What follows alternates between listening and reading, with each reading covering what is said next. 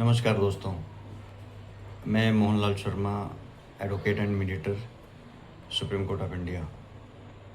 दोस्तों, मैं आज बात करने वाला हूँ घरेलू हिंसा पर, डोमेस्टिक वायलेंस पर। और दोस्तों, डोमेस्टिक वायलेंस, घरेलू हिंसा की समस्या पहले से चली आ रही है। ये और बात है कि पहले कम था, अभी ज़्यादा है। और इसी को रोकने के लिए सरकार ने, हमारे संसद ने, पार्लियामेंट ने एक कानून बनाया घरेलू हिंसा के खिलाफ, जिसको हम protection of women from domestic violence act 2005 के नाम से जानते हैं। अब दोस्तों सोचने वाली बात ये है कि ये घरेलू हिंसा का जिम्मेदार कौन है, दोषी कौन है? क्या सिर्फ पति जिम्मेदार है? पति के घर वाले जिम्मेदार हैं? सुप्रीम कोर्ट का इसमें क्या भूमिका था? क्या घरेलू हिंसा को बढ़ावा देने में पुलिस की भी भूमिका थी, या अभी है, या कम हो गई है, या नहीं है? इस पर भी मैं बात करूँगा। तो सबसे पहले मैं दोस्तों ये कहूँगा कि ये घरेलू हिंसा हमारे समाज में बहुत ही एक बुरी बीमारी की तरह फैलता जा रहा है। और इसमें घरेलू हिंसा में जो लोग हैं वो पति के परिवार वाले, पति का रिलेटिव, रिश्तेदार, या और जो जुड़े हुए लोग हैं, सगे संबंधी, वो इसके दायरे में आते हैं, जैसा कि कानून में बताया गया है। दोस्तों, इसमें पति तो जिम्मेदार होता ही है, पति के घर वाले जिम्मेदार हैं, सास ससुर हो गए, नंद हो गई, पति के भाई हो गए,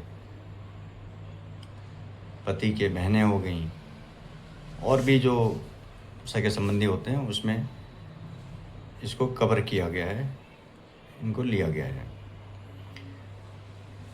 जो बहू है, इसमें कोई डाउट नहीं है कि घर की लक्ष्मी होती है। किसी दूसरे के घर जाती है शादी के बाद,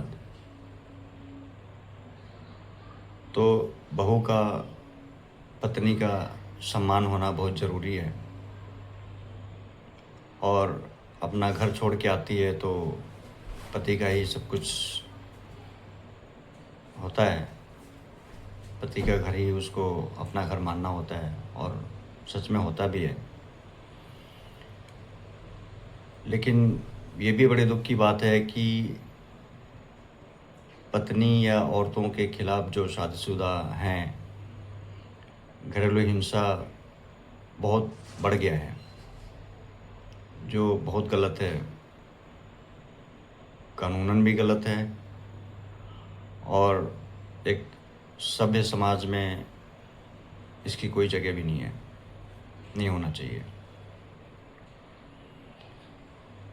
अब हमें ये जानना है कि इसका क्या कारण हो सकता है। पहले हमने देखा है कि हमारे जो पूर्वज थे, या एक पीढ़ी दो पीढ़ी पहले के लोग हैं, वो सभी आपस में मिलजुल कर रहते थे, जॉइंट फैमिली की तरह रहते थे, जॉइंट फैमिली में रहते थे जिसमें हस्बैंड है, सास ससुर है, नंद है, पति का छोटा भाई है, बड़ा भाई है, सब मिलजुल के रहते थे। तो परिवार बहुत बड़ा होता था। तो जब परिवार बड़ा होगा तो जाहिर है कुछ अगर बहू के खिलाफ, पत्नी के खिलाफ अगर कुछ हिंसा होती है तो वो हिंसा भी बहुत बड़ी होगी। हिंसा करने वाले कई लोग होंगे।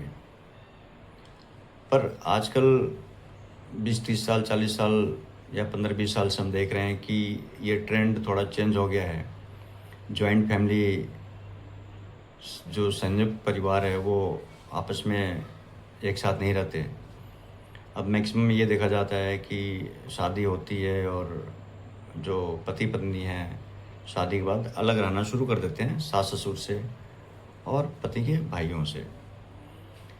तो इसका मतलब ये है कि पहले परिवार बड़ा होता था, जो जॉइंट फैमिली होती थी। अब परिवार छोटा होने लगा, उसमें सिर्फ पति होता है, पत्नी होती है।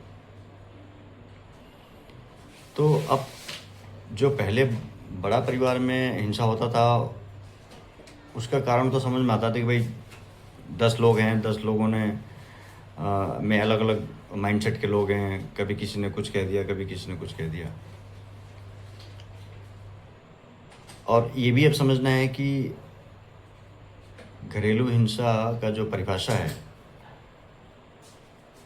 ये थोड़ा ब्रॉड है। इसमें ऐसा नहीं है कि आप सिर्फ मार पिटाई करते हैं बहू से, पत्नी से, तो वही घरेलू हिंसा है।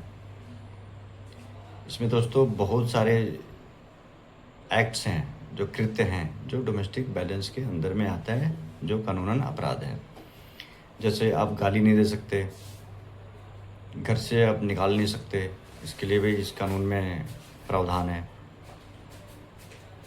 जो मंथली एक्सपेंसेस हैं, खर्चे हैं, खाने का, रहने का, वो आप नहीं देते हैं, पति नहीं देता है, तो ये भी घरेलू हिंसा में आता है। कोई गाली देता है किसी को, जैसे पति के जो दूसरे परिवार के सदस्य हैं वो बहू को गाली दे रहे हैं या टोंट मार रहे हैं या कुछ कमेंट कर रहे हैं, वो भी घरेलू हिंसा है। पत्नी की देखभाल ना करना, उसको सेफ्टी या सुरक्षित माहौल प्रदान ना करना घर में, वो भी घरेलू हिंसा है। तो ये बहुत वाइड इसका डेफिनेशन है, परिभाषा है। दूसरा ये देखा जाता है कि घरेलू हिंसा जब होता है तो उसमें सभी परेशान होते हैं। अगर पत्नी ने कंप्लेंट कर दिया पुलिस को, तो उसमें पति तो अक्यूज़ होता ही है, अपराधी होता ही है, साथ में सास ससुर, पति के भाई बहन और बुआ, ताऊ, चाचा, जो भी हैं फैमिली में और आसपास में, वो सभी इसमें अपराधी बन जाते हैं, अक्यूज़ बन जाते हैं। तो दोस्तों इसका मिसयूज़ भी बहुत होने लगा, दुरुपयोग होने लगा इस कानून का। अभी ये भी देखा गया है कि घरेलू हिंसा ना होने के बावजूद भी कुछ औरतें हैं, कुछ बहुएं हैं जो झूठा केस कर देती हैं, झूठा पुलिस कंप्लेंट फाइल कर देती हैं कि डाउरी डिमांड हो रहा है, दहेज की मांग हो रही है ससुराल वालों की तरफ से, हस्बैंड की तरफ से। तो ये भी घरेलू हिंसा में आता है। तो लगभग 5-6% ये सरकारी आंकड़ा है कि 5 से 6% घरेलू हिंसा का केस फेक है, फर्जी होता है। लेकिन मैक्सिमम जो numbers of percentage of cases हैं घरेलू हिंसा के, वो सही भी हैं, जिसका कोई जगह नहीं है हमारे समाज में। तो इसमें देखा गया दोस्तों कि जब ज़्यादा ये समस्या बढ़ती जा रही थी, केस बढ़ते जा रहे थे, पति के साथ साथ उसके परिवार वाले भी इस केस में इन्वॉल्व होते जाते थे कंप्लेंट के थ्रू। तो इसमें दोस्तों सुप्रीम कोर्ट का एक बहुत बड़ा फैसला आया 2014 में। उसमें ये कह दिया कि जब तक कोई साक्ष्य, रीजनेबल साक्ष्य, कोई सॉलिड प्रूफ जब तक नहीं मिल जाता है पति के और उसके घर वालों के खिलाफ, तब तक डोमेस्टिक वायलेंस का केस नहीं माना जाएगा, नहीं बनता है। और पुलिस किसी को अरेस्ट नहीं करेगी जब तक जांच के बाद कोई सबूत सामने नहीं आ जाता। तो सुप्रीम कोर्ट के इस फैसले से पति और उसके घर वालों ने बहुत राहत की सांस ली, क्योंकि झूठे केस में कंप्लेंट आप कर दो, पत्नी कंप्लेंट कर देती है और चाहे किसी का भी नाम लिख दिया, पुलिस वाले आ गए पकड़ने, अरेस्ट करके ले गए, कभी रात को, कभी दिन में, कभी 4 बजे सुबह, रात को। तो ये मिसयूज़ बहुत होता था। अभी सुप्रीम कोर्ट का एक बड़ा फैसला था जो आज के हिसाब से ज़रूरी था और ये कारगर है। साथ में दोस्तों जो पुलिस का मिसयूज़ था, misuse of power of police, ये कम हो गया। फिर उसके साथ साथ जो पति का रोल है डोमेस्टिक वायलेंस में, वो भी इस सुप्रीम कोर्ट के फैसले में कवर्ड हो गया कि जब तक कोई सबूत नहीं मिल जाता जांच में, तब तक पति भी इसका दोषी नहीं माना जाएगा। अपराधी बना रहेगा लेकिन दोषी नहीं माना जाएगा। तो ये भी एक राहत की बात है। दोस्तों ये पूरा अगर इस एक्ट को देखें, पुलिस अपने पावर का मिसयूज़ करती थी। जो फेक केस में महिलाएं डोमेस्टिक वायलेंस का कंप्लेंट करती थी और पूरा परिवार जेल में चला जाता था।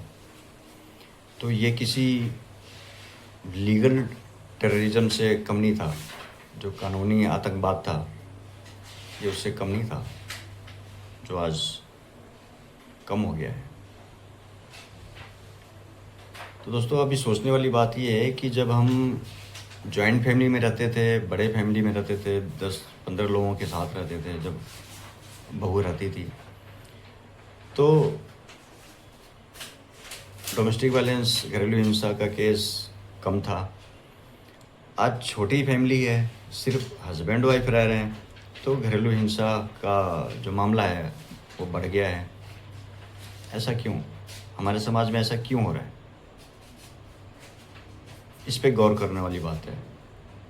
और हमारे इस वीडियो बनाने का मकसद यही है